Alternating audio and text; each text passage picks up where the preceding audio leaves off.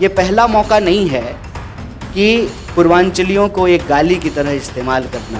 हर परिवार पूरे 5 साल में लगभग 10 लाख रुपया बचाए और एक परिवार को 10 लाख रुपया अगर बचे, मतलब मोदी जी के लिए छोटी बात है, 10 लाख का तो सूट पहन लेते हैं। 16 लाख करोड़ कर्जा अगर इस देश के 2-4 पूंजीपतियों का माफ किया जा सकता है तो हमारे टैक्स का पैसा, ये पहला मौका नहीं है कि पूर्वांचलियों को एक गाली की तरह इस्तेमाल करना, एक स्लैंग की तरह यूज करना।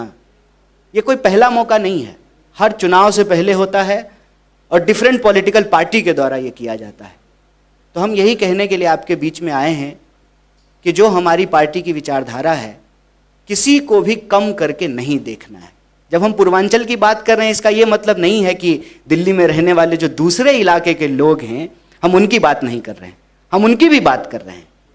इसीलिए जब आप कांग्रेस पार्टी के आप घोषणाओं को देखेंगे, जिसको इस बार हमारे साथियों ने कांग्रेस का कूपन नाम दिया है, ये जो कांग्रेस का कूपन है, इसमें सब लोगों की बात हो रही है, पूर्वांचल के लोगों की भी बात हो रही है।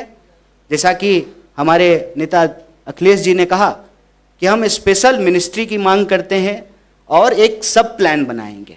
छठ के बारे में प्रणब जी ने बताया, सुप्रिया जी ने बताया कि सिर्फ दिल्ली नहीं, पूरा देश, पूरी दुनिया में जाकर के हम लोग अपना श्रम दे रहे हैं, अपनी मेहनत दे रहे हैं, तो हमको सम्मान मिलना चाहिए। उसी नज़रिए से जो सबको बराबर का सम्मान मिले, कांग्रेस पार्टी ने एक कांग्रेस का कूपन बनाया है।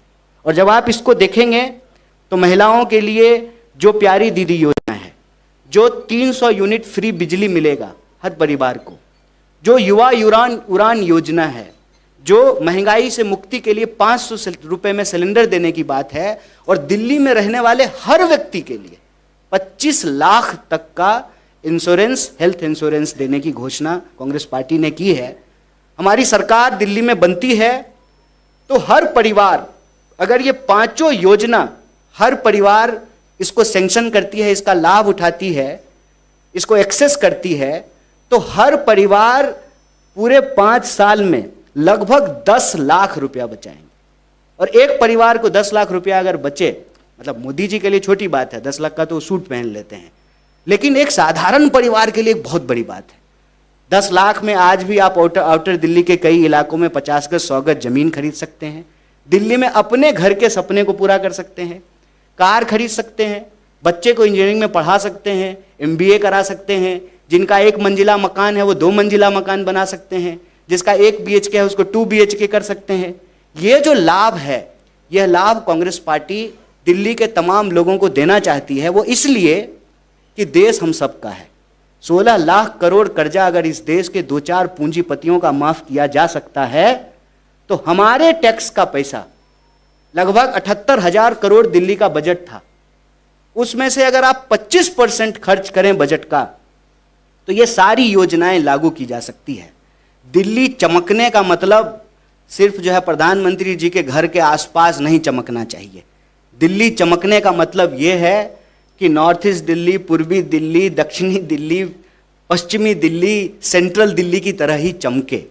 आप इस दिल्ली में रहते हैं, आप बताइए, जब आप आते हैं जहां इनका घर है, उस एरिया में जब आप आते हैं और जहां पर दिल्ली को चलाने वाले लोग रहते हैं, जिसका जिक्र प्रणब जी ने कहा, जो ऑटो चलाते हैं, जो घरों में आके काम करते हैं, दफ्तरों में काम करते हैं, बस चलाते हैं, डिफरेंट तरह से काम करते हैं, उनकी बस्तियों को जाकर के देखिए। और इसमें कोई लाग लपेट नहीं है। कहते हैं कि जब पूर्वांचल की बात हो रही, पूर्वांचली एक कहावत है, नहाया हुआ शरीर और खाया हुआ शरीर छुपता नहीं है।